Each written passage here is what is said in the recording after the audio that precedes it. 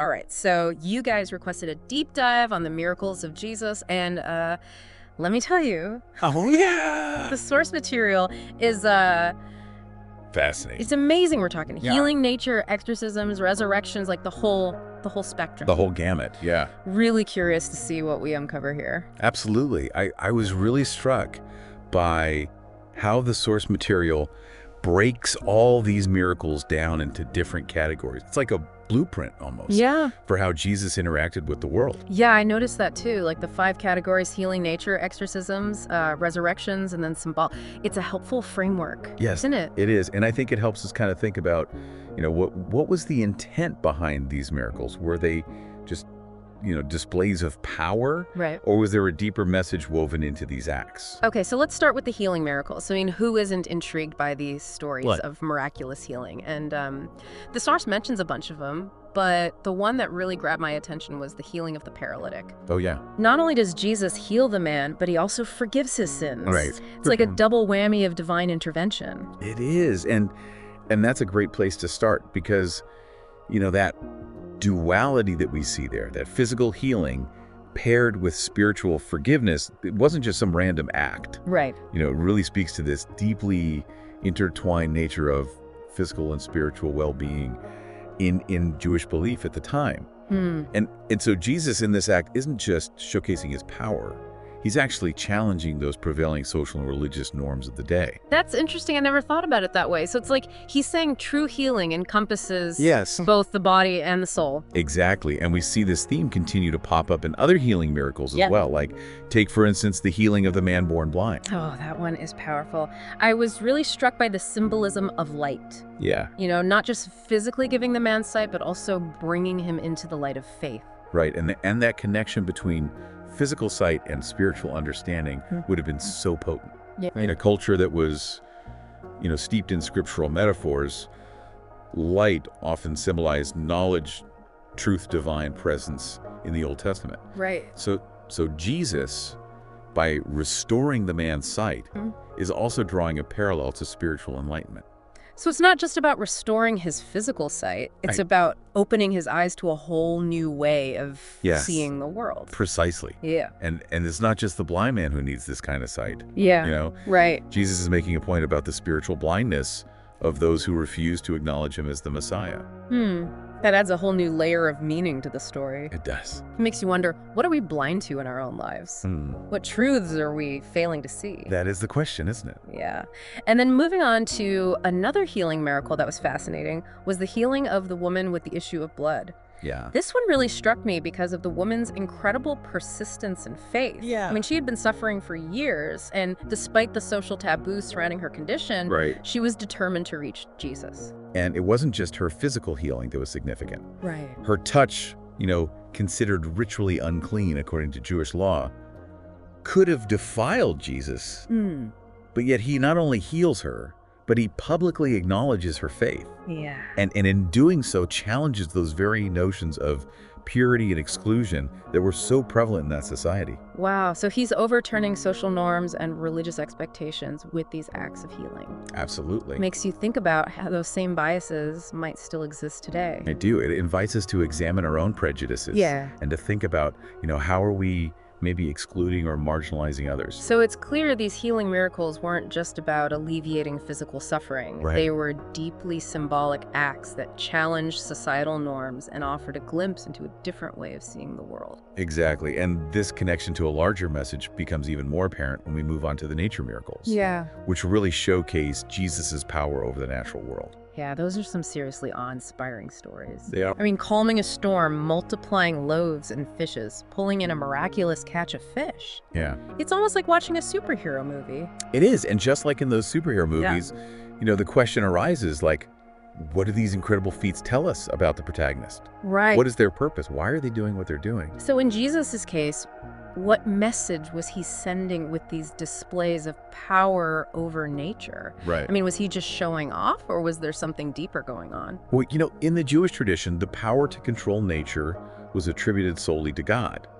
So by calming the storm, for example, Jesus is stepping into that realm of divine authority, Right. hinting at his unique relationship with God. So he's not just some guy with cool powers, he's claiming a connection Right. to the divine. That's a pretty bold statement. It is, and it's further reinforced by that miracle of the multiplication of the loaves and fishes. Oh, yeah. That one always fascinates me, feeding a massive crowd with a few loaves of bread and some fish. Talk about resourcefulness. It's like the ultimate potluck miracle. But it's more than just a feat of logistics. Right. Remember, in the Old Testament, God is portrayed as that provider, Yeah.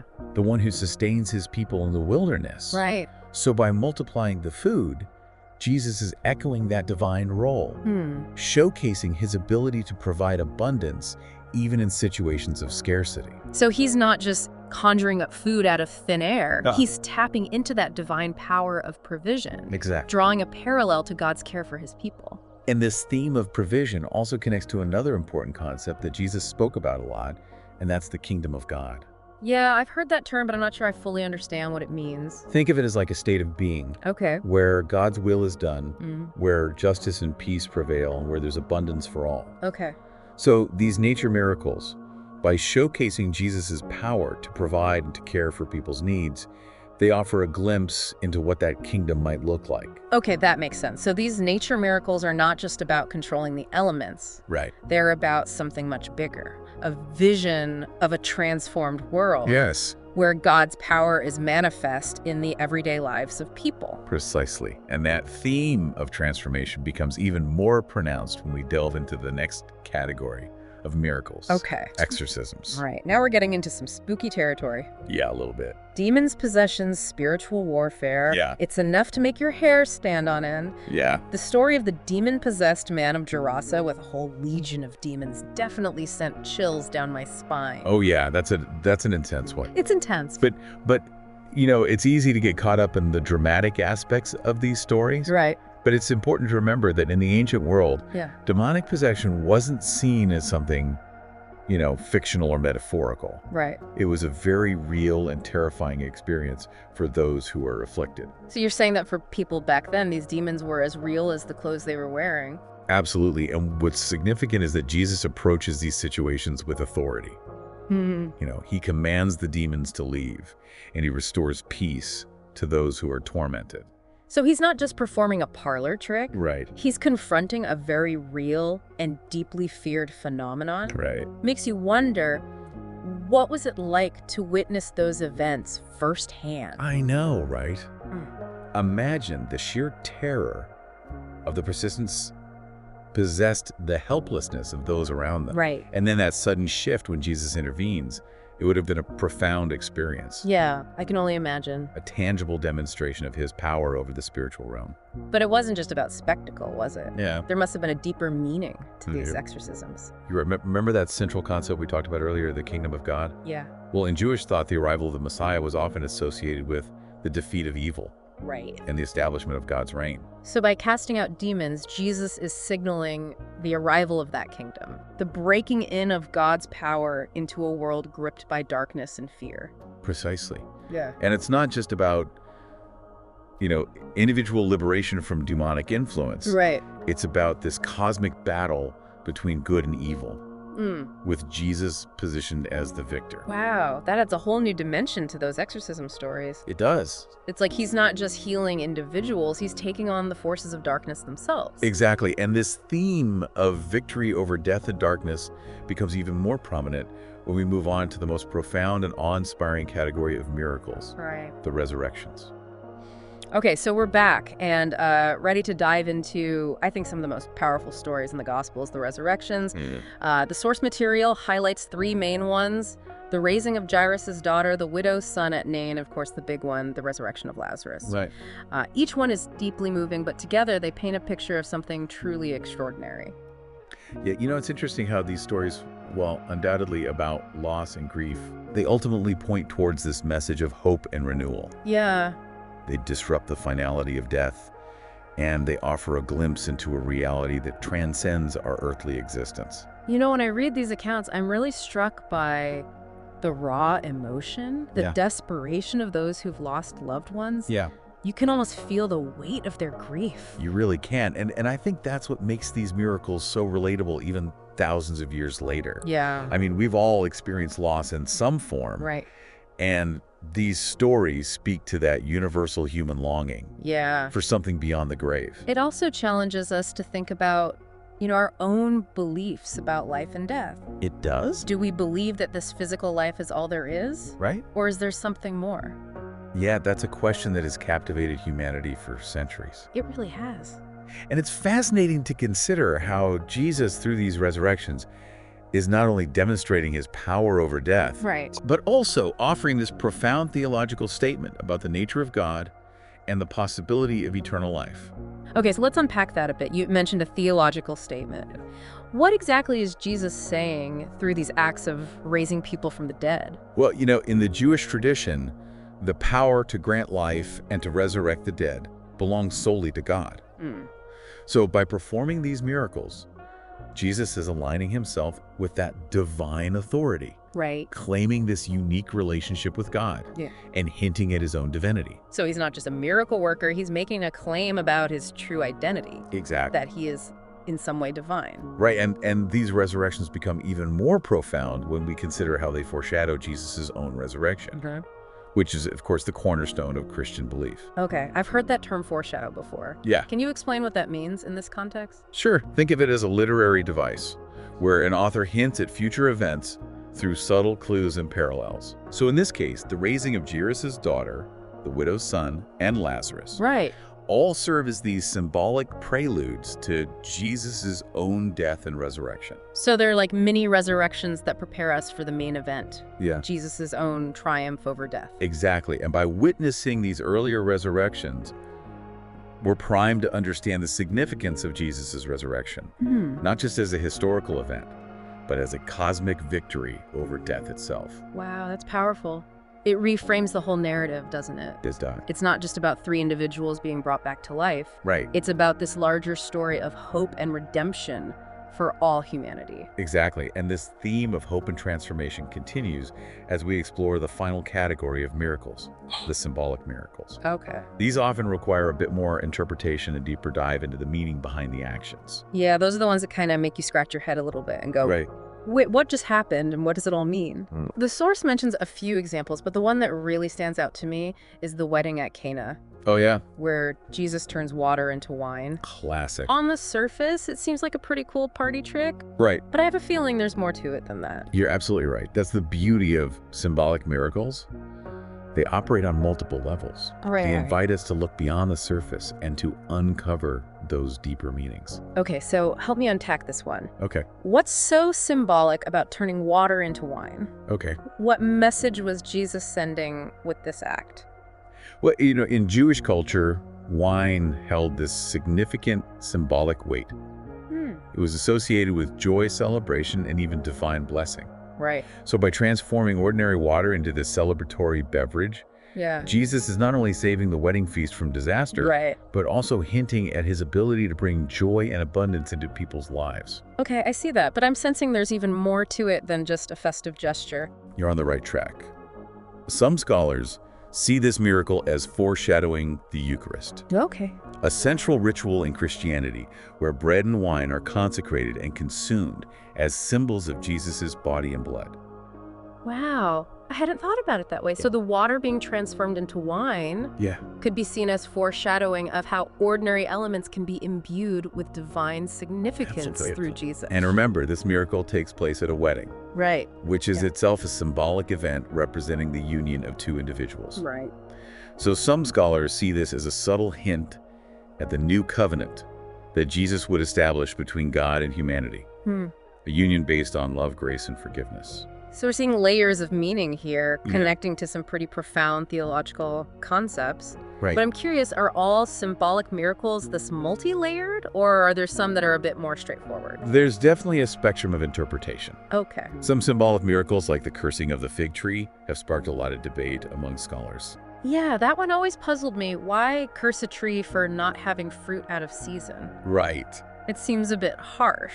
It does seem that way on the surface, but if we delve a little deeper, Okay. we discover that fig trees were often used in the Old Testament as symbols of Israel's spiritual state. A healthy fruit-bearing tree represented faithfulness and obedience to God, Okay. while a barren tree symbolized spiritual emptiness and hypocrisy. So by cursing the fig tree, Jesus isn't just having a bad day. He's making a symbolic statement about the spiritual state of the religious leaders of his time, Exactly. who he saw as failing to produce the fruits of righteousness. It's a powerful critique of religious hypocrisy, and it challenges us to examine our own lives. Yeah. And to ask whether we are truly living out our faith or simply going through the motions. That's a thought-provoking point. It reminds me that faith isn't just about rituals and outward appearances. Right. It's about a genuine transformation of the heart. Yes. A commitment to living a life that bears good fruit. Exactly. And it's this emphasis on genuine transformation. Right. On moving beyond superficiality and embracing this deeper level of faith that connects all these miracles. Whether healing nature, exorcism, resurrection, or symbolic, Yeah. they all point towards this reality where God's power is at work, bringing healing, hope, and renewal to a broken world.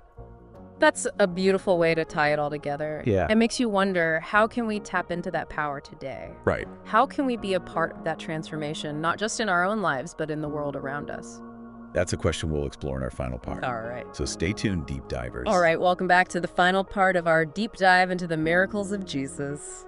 We've covered a lot of ground, from healing to nature, Yeah. exorcisms to resurrections, even those Yeah. thought-provoking symbolic ones. Absolutely. It's been quite a journey. It has. And as we wrap up, I think the big question that lingers is, what do these miracles, these ancient stories of divine intervention, Right. what do they have to say to us today? How can they possibly be relevant in our modern secular world? That's what I'm grappling with too.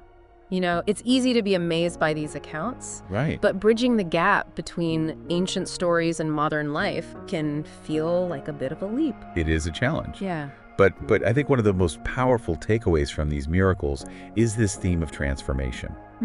Whether it's, physical healing, calming a storm, casting out demons, there's this consistent thread of things being made new, of brokenness being restored, of hope emerging in the face of despair. Yeah, I see that. And it's not just about individuals being transformed. It's about this larger vision of a transformed world.